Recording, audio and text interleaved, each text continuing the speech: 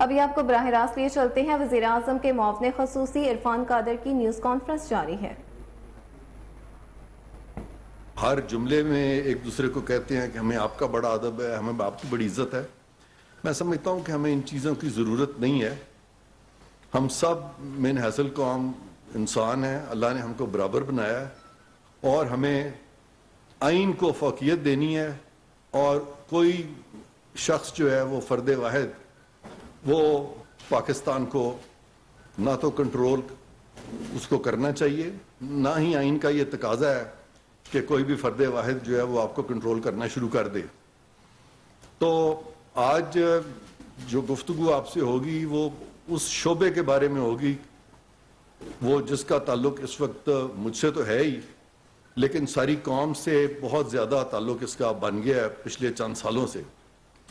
تو میں بہت لمبی بات نہیں کروں گا, میں بہت جلدی سمرائز کروں گا پچھلے 10 سالوں کے چند ضروری کیسز, جس سے کہ میں آپ کو یہ باور کرانے کی کوشش کروں گا کہ انفارچونیٹلی یہاں پہ جوڈیشلائزیشن آف پالیٹکس ہو رہی ہے اور اس میں کس طرح سے بینچز بنائے جاتے ہیں اور کس طرح سے چیف جسٹسز جو ہیں فرام ٹائم ٹو ٹائم سارے ملک کی سیاست کو کنٹرول کرنے کی کوشش کرتے رہے اور ملک کے مختلف اداروں کو, خاص طور پہ حکومت کو, وہ سبجوگیٹ کرنے کی کوشش کرتے رہے, یا حکومتی معاملات کو ایگزیکٹو کو ریگولیٹ کرنے کی کوشش کرتے رہے, یا سیاست کو وہ اپنی ڈگر پہ چلانے کی کوشش کرتے رہے.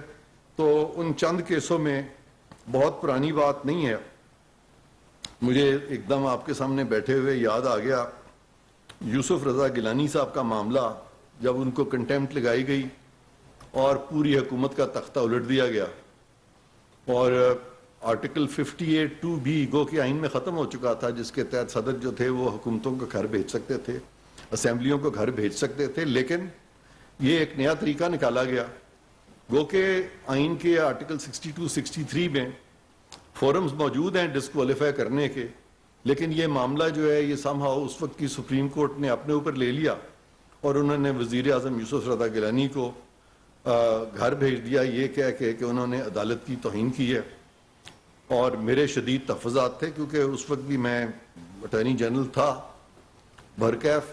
وہ معاملہ گزر گیا, تذکرہ ضروری تھا, وہ ایک بہت بڑی وائلیشن تھی پاکستان کی کانسٹیٹیوشن کی, اور وہ میں سمجھتا ہوں کہ آپ سے شیئر کرنا ضروری ہے.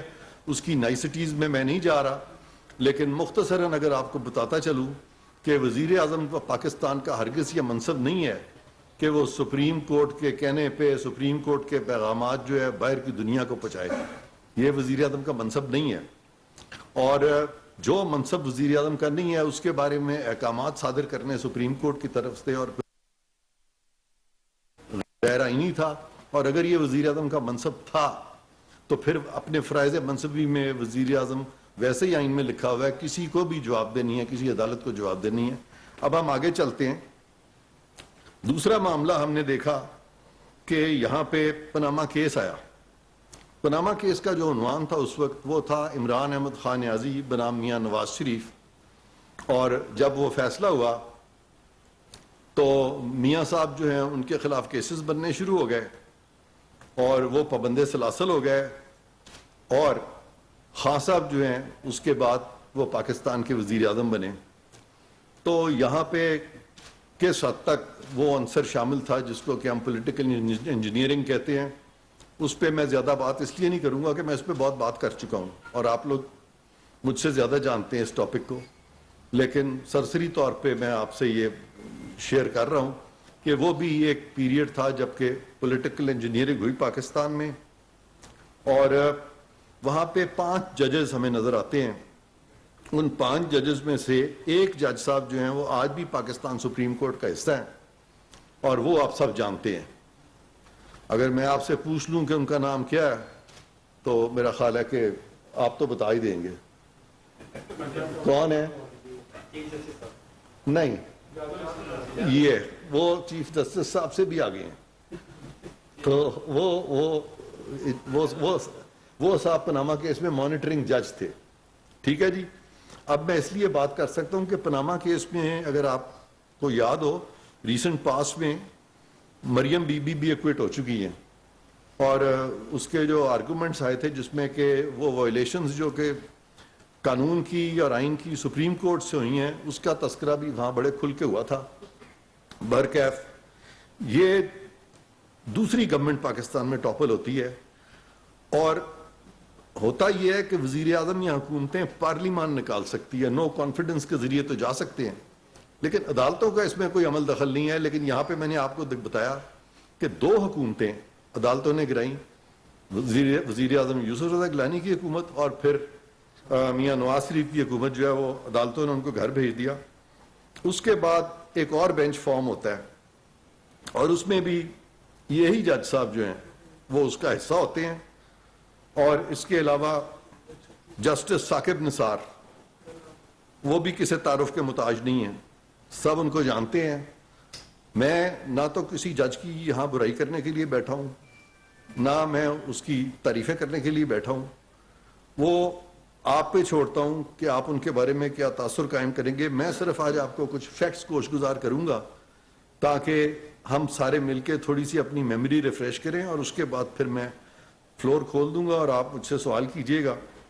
تو یہ مسئلہ آیا کہ جب ان کے خلاف پاناما میں فیصلہ ہو گیا اور وہ نااہل ہو گئے تو سوال یہ پیدا ہوا کہ میاں نواز شریف کی جو نااہلی ہے اس کی مدت کتنی ہوگی. تو اس بینچ نے جس میں کہ یہ جج صاحبان شامل تھے, میاں ثاقب, یہ موجودہ جو ہے بندیال صاحب, اجاز الاحسن صاحب, عظمت سعید صاحب اور سجاد علی شاہ صاحب, انہوں نے کہہ دیا کہ یہ جو ڈسکوالیفیکیشن ہے یہ فار لائف ہے. آئین پاکستان میں یہ لفظ لکھا نہیں ہے کہ ڈسکوالیفیکیشن فار لائف ہے. بڑے سے بڑے جو خوفناک سے خوفناک جو جرائم ہیں وہاں پہ بھی لائف نہیں ہے. یہاں پہ کیسے لائف ہو گئی جبکہ آئین میں لکھا ہی نہیں ہے؟ کیا یہ اس وقت کی سپریم کورٹ نے کانسٹیٹیوشن خود ہی لکھ دی تھی یا نہیں لکھی تھی؟ یہ بھی آپ پہ منحصر ہے کہ آپ اس کو کس طرح سے لیتے ہیں. تیسرا کیس آیا جی, اب سوال یہ پیدا ہوا کہ میاں صاحب نااہل بھی ہو گئے ہیں, میاں صاحب تا زندگی بھی نااہل ہو گئے ہیں, ان کے خلاف نیب کے کیسز بھی شروع ہو گئے ہیں. لیکن اب یہ تھا کہ ابھی بھی یہ زندہ ہے تو اب یہ ان کا جو اسفیئر آف ایکٹیویٹی ہے وہ کیا ہے؟ تو ان کے اسفیئر آف ایکٹیویٹی میں یہ تھا کہ وہ پی ایم ایل این کے قائد تھے, تو کوشش یہ کی کہ ان کو وہاں سے بھی ہٹا دیا جائے. لہذا یہاں پہ یہ سوال سپریم کورٹ کے سامنے رکھا گیا کہ ایسا شخص جو نااہل ہو گیا پھر جو تاحیات نااہل ہو گیا, کیا وہ شخص پارٹی ہیڈ ہو سکتا ہے؟ اس پہ بھی قانون میں کہیں نہیں لکھا کہ وہ نہیں ہو سکتا, لیکن قانون کو اس طرح سے اسٹریچ کیا گیا اور اس طرح سے یعنی ریزننگ کی گئی بڑی لینتھی اور ایبسٹریکٹ کہ انہوں نے کہا کہ ہاں اب یہ پارٹی ہیڈ بھی نہیں ہو سکتے. تو چنانچہ یہ تیسرا کیس ہے. اس میں ذرا ججز کے نام آپ سن لیں. مجھے نہیں پتا آپ نے لیٹلی ان کا وہ کلپ دیکھا کہ نہیں, وہ ایک خاتون ہے, وہ بڑی وہ دو ٹوک بات کرتی ہیں, ریما عمر صاحبہ. انہوں نے غالباً کچھ ذکر بھی کیا تھا کچھ بینچز کا, تو میں بھی ان کی اس بات سے متاثر ہوا تھا اور میں نے بھی اس چیز کو تھوڑا سا پھر کریدا. تو بالکل یہ جو تیسرا کیس ہے یہاں پہ یہ میاں نواز شریف کا کہ وہ پارٹی ہیڈ ہو سکتا ہے کہ نہیں, اس میں جو ججز تھے یہ بھی تقریباً وہی سارے ججز تھے.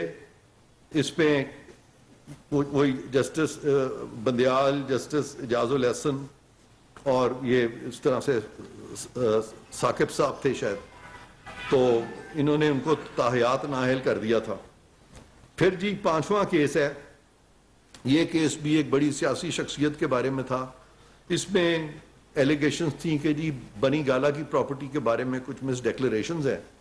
یہ بھی معاملہ سپریم کورٹ میں آیا اور اس میں بھی بینچ تقریباً اسی طرح سے تھا.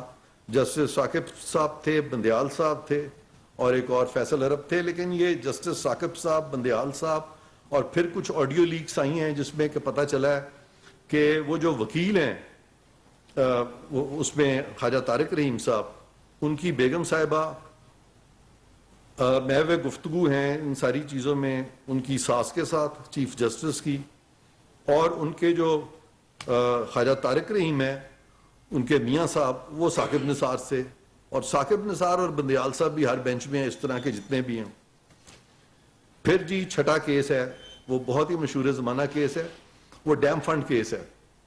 ڈیم فنڈ کیس میں آپ سب جانتے ہیں کیا ہوا تھا کہ پہلی دفعہ ہم نے دیکھا کہ سپریم کورٹ جو ہے وہ ڈیم بنانے چل پڑی تھی۔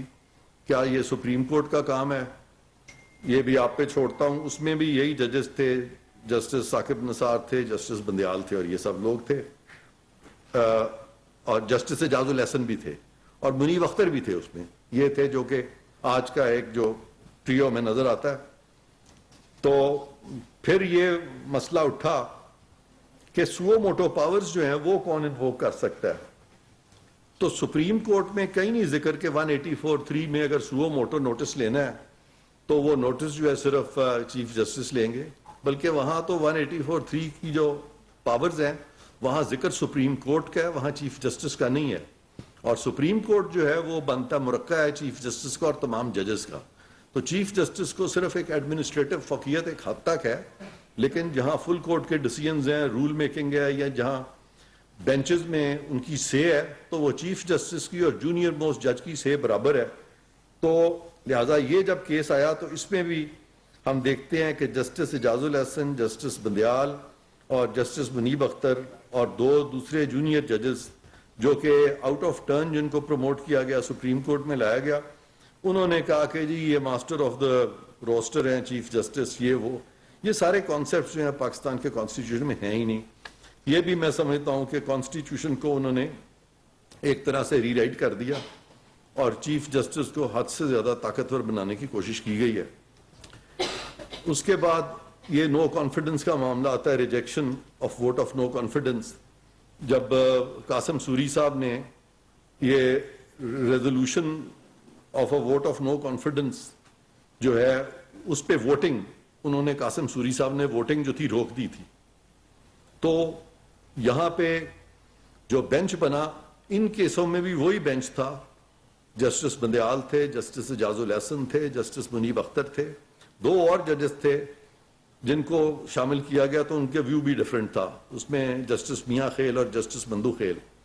تو ایک حصہ تو اس کے فیصلے کا بالکل صحیح تھا کہ ایک آئین میں اگر طریقہ دیا گیا ہے کہ کسی چیز پہ ووٹنگ ہونی ہے تو آپ ووٹنگ روک نہیں سکتے۔ اس حد تک سپریم کورٹ کا فیصلہ جو تھا اس سے پارلیمان کو بھی تقویت ہوتی ہے، کیونکہ وہ میجورٹی جو ول تھی پارلیمان کی اس کے مطابق تھا۔ لیکن جو دوسرا حصہ تھا وہ یہ تھا کہ کچھ منرف اراکین تھے، ان کے بارے میں یہ فیصلہ کر دیا کہ منرف اراکین جو ہیں ان کے ووٹ جو ہیں وہ کاؤنٹ نہیں ہوں گے نو کانفیڈنس میں یا کسی اور جگہ پہ۔ تو اس کے تحت انہوں نے کیا کیا کہ وہ جو حکومت ہے اب پنجاب گورنمنٹ حمزہ شہباز شریف صاحب کی، وہ حکومت انہوں نے گرا دی۔ تو پوری پنجاب کی حکومت سپریم کورٹ کے آرڈر سے گر گئی، جبکہ حکومت جو گرتی ہے یا بنتی ہے تو اسمبلی میں اگر کوئی کانفیڈنس لیتا ہے تو اس کی حکومت بن جاتی ہے، اور اگر وہ نو کانفیڈنس اس پہ ہو جاتا ہے تو اس کی حکومت گر جاتی ہے۔ سپریم کورٹ کا کوئی عمل دخل نہیں ہے۔ بہرکیف اس طرح کی تشریح کر کے اور انہوں نے ایک پنجاب کی حکومت گرا دی۔ اور اب ہم آگے چلتے ہیں کہ اگلا یہ آیا کہ یہاں پہ معاملہ آیا کہ ایک پٹیشن فائل کی گئی، میرا خیال ہے اسلام آباد ہائی کورٹ بار نے کی تھی، اور ایک سبطین خان صاحب ہیں انہوں نے کی تھی، اور اس پٹیشن میں یہ کہا گیا تھا کہ الیکشنز جو ہیں اس کی ڈیٹ دی جائے۔ الیکشنز کی ڈیٹ دینا، سارا پاکستان کا آئین آپ دیکھ لیں، اس میں کوئی ذکر نہیں ہے کہ ڈیٹ سپریم کورٹ دے گا۔ میں نے سارا تھریڈ بیئر دیکھا، اس میں یہ بھی نہیں ہے کہ وہ ڈیٹ جو ہے وہ صدر پاکستان دیں گے یا ڈیٹ جو ہے وہ گورنر دیں گے۔ وہاں پہ صدر اور گورنر اسی صورت میں ڈیٹ دیتے ہیں جہاں ان کی صوابدید میں اسمبلی جو ہے وہ توڑی گئی ہو، اور وہ ہوتا ہے جب کسی چیف منسٹر یا پرائم منسٹر کے خلاف ووٹ آف نو کانفیڈنس آ جائے، اور پرائم منسٹر اور چیف منسٹر کے نو کانفیڈنس کے بعد کوئی بھی ممبر قومی اسمبلی کا یا صوبائی اسمبلی کا میجورٹی آف دا ممبرز کا کانفیڈنس کمانڈ نہ کر رہا ہو تو پھر صدر تحلیل کرتے ہیں اسمبلیاں اپنی صوابدید میں، ورنہ صدر کا کانسیپٹ ہی نہیں ہے ڈیٹ دینے کا یا گورنر کا۔ تو بھر کے سپریم کورٹ نے اس وقت کہہ دیا پنجاب اسمبلی کے بارے میں کہ ڈیٹ جو ہے وہ صدر دیں گے، اور کے پی کے بارے میں کہہ دیا گورنر دیں گے، جو کہ بالکل غلط تھا، آئین کے مطابق نہیں تھا۔ بہرکیف الیکشنز نہ ہو سکے، اور اس کے بعد پھر ہم دیکھتے ہیں کہ اس کیس میں انہوں نے 9 ممبر بینچ بنایا تھا۔ 9 ممبر بینچ میں 9 ججز نے فیصلہ دیا، اس میں سے کل رہ گئے 2 ججز نے ریکوز کر لیا تھا، وہ جسٹس اعجاز الاحسن تھے اور جسٹس مظاہر نقوی تھے۔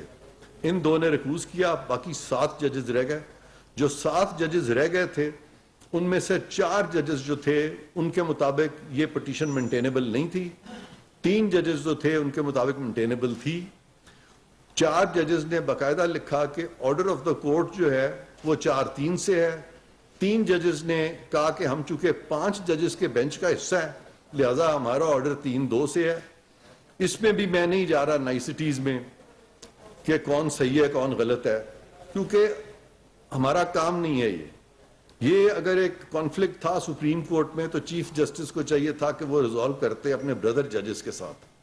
اس کو ریزالو کرنے کی بجائے وہ حکومت کے پیچھے انہوں نے نوٹسز دینے شروع کر دیے، الیکشن کمیشن کو نوٹسز دینے شروع کر دیے، اور وہاں بھی اپنا من پسند بینچ جس میں کہ چیف جسٹس صاحب تھے، جسٹس منیب اختر تھے، جسٹس اعجاز الاحسن تھے، وہ بینچ انہوں نے اس کی تشکیل دی اور انہوں نے وہ بھی کیس سننا شروع کر دیا، اور پھر احکامات جاری کر دیے کہ اب الیکشنز جو ہیں وہ 14 مئی کو ہوں گے۔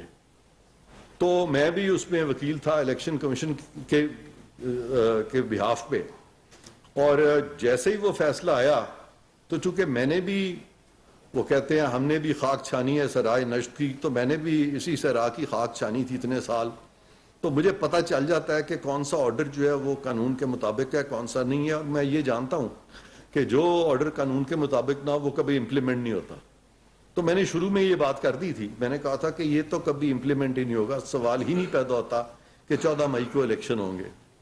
بہرکیف وہی ہوا، اور 14 مئی اب گزر چکی ہے، الیکشنز کوئی نہیں ہوئے، اور اس دفعہ سپریم کورٹ نے خود 14 مئی کی ڈیٹ دے دی تھی، جبکہ سپریم کورٹ اس طرح کی ڈیٹ نہیں دے سکتی، میں پہلے ہی کہہ چکا ہوں، نہ صدر دے سکتے ہیں، نہ گورنرز دے سکتے ہیں، نہ سپریم کورٹ دے سکتی تھی۔ اب جب وہ 14 مئی گزر گئی تو اب مشکل یہ پڑی کہ آرڈر کو امپلیمنٹ کیسے کرانا ہے۔ آرڈر کو جب امپلیمنٹیشن کی باری آئی تو چیف جسٹس صاحب نے فلیٹیز ہوٹل میں اپنے کچھ ہم خیال لوگوں کو ایڈریس کیا، اور انہوں نے کہا کہ یہ میرے پاس ریویو کوئی نہیں لے کے آتے، ریویو لائیں، ہم دیکھ سکتے ہیں ان چیزوں کو۔ تو الیکشن کمیشن نے ریویو ڈال دیا، کیونکہ میں نے کبھی آج تک نہیں سنا کسی عدالت کو یہ کہتے ہوئے فیصلے کے بعد کہ آپ ریویو لائیں، آپ ریویو لائیں۔ بہرکیف الیکشن کمیشن جو ہے وہ تو ریویو لے آئی، لیکن حکومت نے ریویو اس لیے نہ کیا کہ وہ 4-3 اور 3-2 کا جھگڑا سپریم کورٹ کے ساتھ تھا، حکومت کے ساتھ نہیں تھا۔ اور پھر حکومت نے 2 قوانین بنائے، 2 قانون بنائے۔ ایک قانون بنایا practice and procedure supreme court کا، جس کے تحت انہوں نے کہا کہ بینچز کی جو تشکیل ہے اس میں انہوں نے سپریم کورٹ کو امپاور کیا بجائے فرد واحد کے۔ اس قانون کو سخت ناپسند کیا گیا، اور ہم خیال 8 ججز بنا کے تو اس کی بھی انہوں نے معطلی کر دی۔ اب اس کی بھی معطلی ہو گئی، اور ابھی معطلی ہوئی تھی کہ بہت ساری آڈیو لیکس جو ہیں وہ سامنے آئیں، اور ان آڈیو لیک سے پتہ چلا کہ یہ جو بہت سارے جو ججز اپنے بھی سپریم کورٹ کے جن کے تحفظات تھے، جس میں جسٹس منصور علی شاہ بھی شامل ہیں، انہوں نے کہا کہ یہ تو ون مین شو ہے جس طرح سے بینچز بنائے جاتے ہیں۔ اور قاضی فائز عیسیٰ نے جوڈیشل سائٹ پہ ایک آرڈر کیا، اور انہوں نے کہا کہ یہ اس طرح پک اینڈ چوز سے تو آپ بینچ نہیں بنا سکتے، لہٰذا آپ ایک تشکیل دیں، ایک میٹنگ رکھیں تاکہ تمام ججز جو ہیں اس کو مل کے بیٹھ کے تو ڈیسائیڈ کریں۔ بہرکیف اس قانون کو بھی معطل کر دیا گیا، اور غیر آئینی اور غیر قانونی طریقے سے معطل کیا گیا، اور فائز عیسیٰ صاحب کا فیصلہ جو ہے اس کو بھی وہ سپریم کورٹ نے خود رون دیا، جبکہ چند دن پہلے فلیٹیز میں چیف جسٹس نے تقریر کرتے ہوئے کہا کہ جب بھی سپریم کورٹ کا فیصلہ آئے تو ضروری ہے کہ آپ اس کے خلاف ریویو ڈالیں۔ تو کیوں نہیں انہوں نے ریویو ڈالا اس فیصلے کے خلاف قاضی فائز عیسیٰ کے بینچز کے بارے میں، یا اس فیصلے کے خلاف جو کہتے تھے کہ 4-3 آرڈر آف دا کورٹ ہے؟ تو خود جتنی باتیں کی اسی سے وہ ہٹ گئے, انہوں نے وہ پوزیشن چھوڑ دی. اب ان حالات میں پاکستان میں اس وقت عدلیہ کے اندر بھی ایک ڈیوائیڈ ہے اس وقت, اور اگر آپ یہ کہیں کہ اس وقت پارلیمان جو ہے وہ کوئی عدلیہ کے خلاف کھڑی ہے جیسے کہ باتیں ہوئی ہیں حکومت, تو ہرگز حکومت یا پارلیمان عدلیہ کے خلاف نہیں کھڑی, بلکہ میں آپ کی وساطت سے یہ کہنا چاہتا ہوں کہ حکومت چاہتی ہے کہ عدلیہ مضبوط ہو اور پارلیمان بھی مضبوط ہو. ہاں اگر کبھی کلیش ہو جائے عدلیہ میں اور پارلیمان میں انٹرپریٹیشن پہ, تو وہاں پہ کس کی مانی جائے گی, اس پہ آپ مجھے سوال بھی کر سکتے ہیں. وہاں پہ کس کی مانی جائے گی, وہاں پہ عدالتوں کی مانی جائے گی تشریح, یا وہ پارلیمان کی تشریح مانی جائے گی.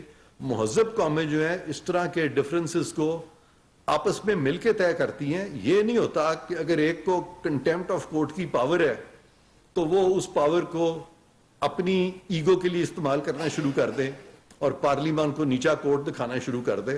تو پارلیمان in any case is the mother of all laws. تو آج کا مقصد ہی یہ ہے کہ میں یہ بتانا چاہتا ہوں ساری قوم کو کہ ہماری حکومت یہ موجودہ جو ہے یہ مضبوط کرنا چاہتی ہے عدالتوں کو, سپریم کورٹ کو.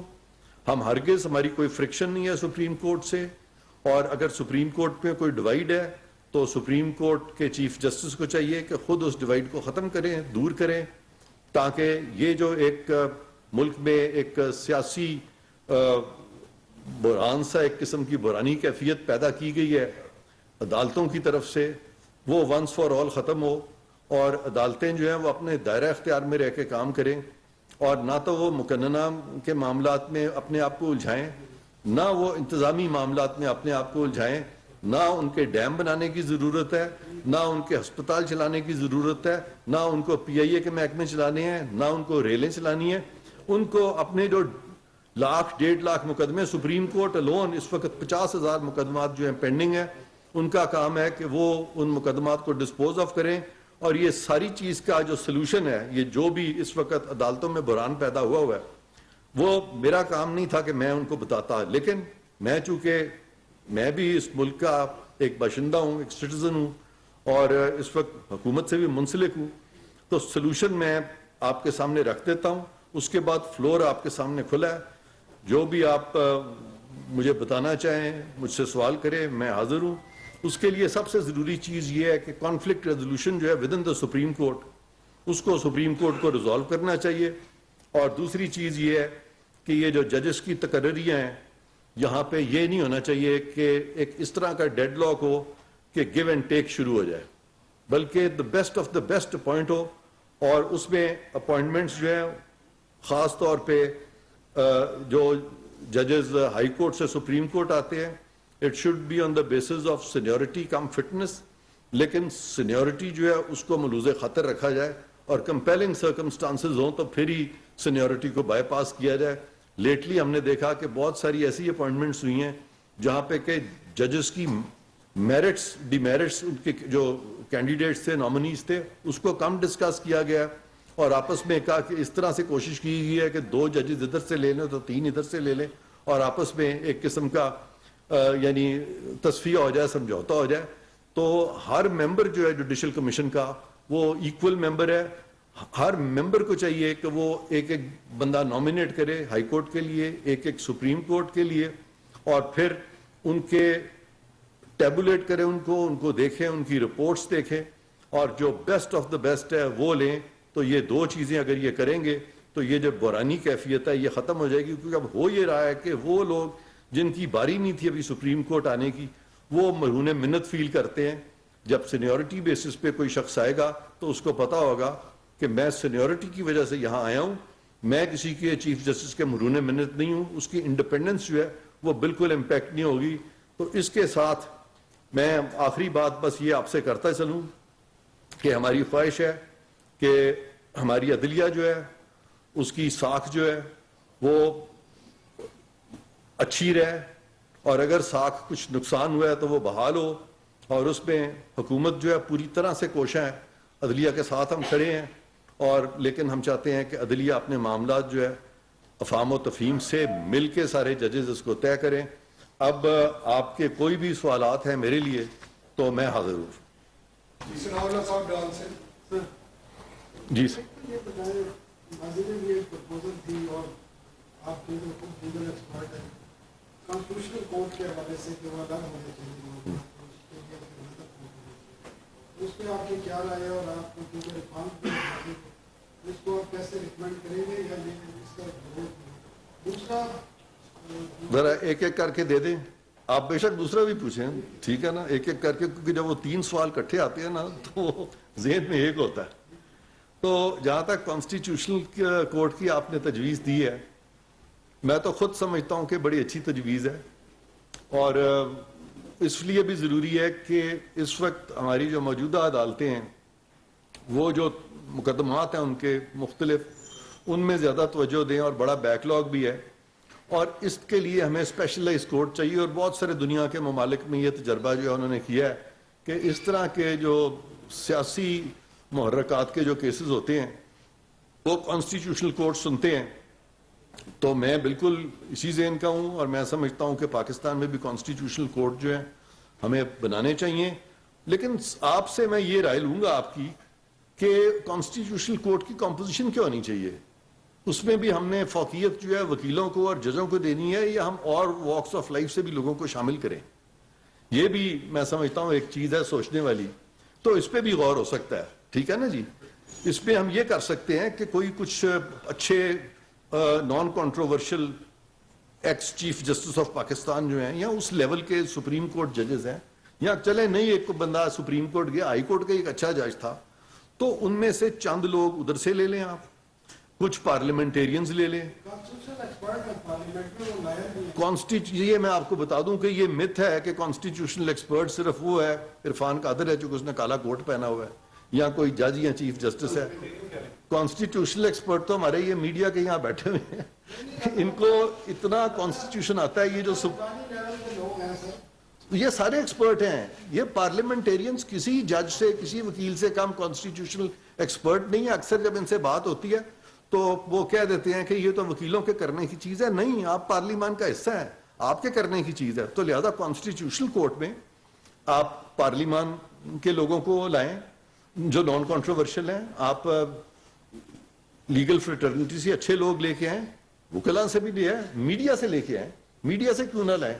اب یہ جو بہت ساری لاٹ ہے ہمارے میڈیا کے جو ہمارے سپریم کورٹ کور کرتے ہیں, موسٹ آف دیم وہ اتنے اچھے ہیں, ان کی انسائٹ اتنی زیادہ ہے کہ میں تو جو نئے ججز آئے ہیں ان سے زیادہ ان کو لو آتا ہے. یہ جو ہمارے میڈیا کے لوگ ہیں بڑے ان ڈیپتھ یہ لوگ سمجھتے ہیں. تو پھر اچھے جو بزنس مین ہیں جنہوں نے اپنا ہر مطمع فکر سے جو لوگ آپ شامل کریں, وہ 8-10 لوگوں کا بنائے نا کانسٹیٹیوشنل کورٹ, تاکہ وہ انہی کیسز سے ڈیل کرے. جی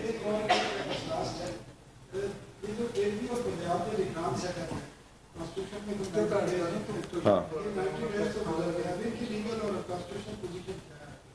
جی, میں آپ کو بتا دیتا ہوں. آئین میں بڑا کلیئر لکھا ہوا ہے کہ جب بھی اسمبلی تحلیل ہوگی, خواہ اس کو تحلیل کیا جائے خواہ وہ اپنی مدت پوری کر کے تحلیل ہو, تو کیئر ٹیکر سیٹ اپ جو ہے بنے گا, اور تب تک رہے گا جب تک کہ الیکشنز ہو نہیں جاتے. یہ نہیں ہوگا کہ اب اگر الیکشن میں تاخیر ہو گئی ہے تو ملک جو ہے بغیر حکومت کے ہوگا. تو ایسا ہرگز نہیں ہوگا کہ اگر 3 مہینے نہیں ہوتے, 4 مہینے نہیں ہوتے, 6 مہینے نہیں ہوتے, جنگ لگ جاتی ہے, کوئی اور پرابلم آ جاتی ہے, کوئی آفت آ جاتی ہے, عرضی و سماوی کچھ آ جاتا ہے, تو جب تک الیکشنز ہو نہیں جاتے, نئی حکومت ان پلیس نہیں آ جاتی, اس کی کوئی مدت متعین نہیں ہے کہ وہ 30 دن کے بعد یا 60 دن کے یا 90 دن کے بعد گھر چلے جائیں گے. وہ تب تک گھر نہیں جائیں گے جب تک نئی حکومت انسٹال نہیں ہو جاتی. راشد ادیب صاحب ایئر بائک. جی سر.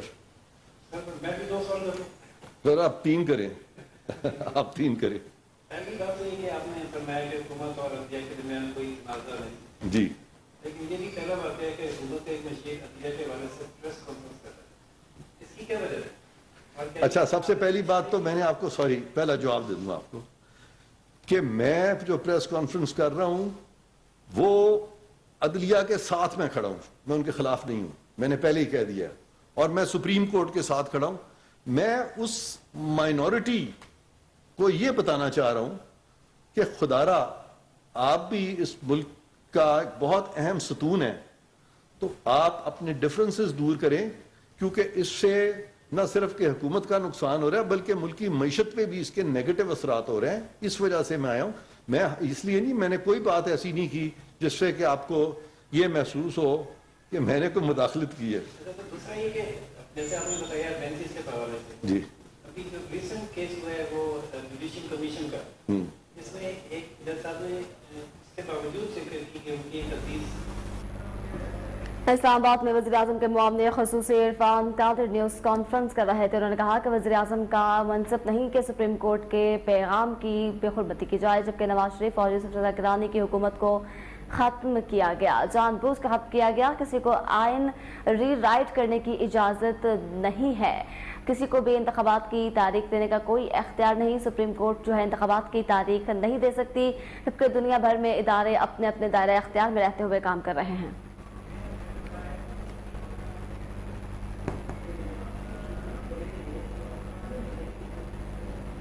اسی کے ساتھ نیوز اسٹوڈیو سے فی الوقت اتنا ہی. مزید خبروں اور اپڈیٹ سے باخبر رہنے کے لیے دیکھتے رہیے KN نیوز.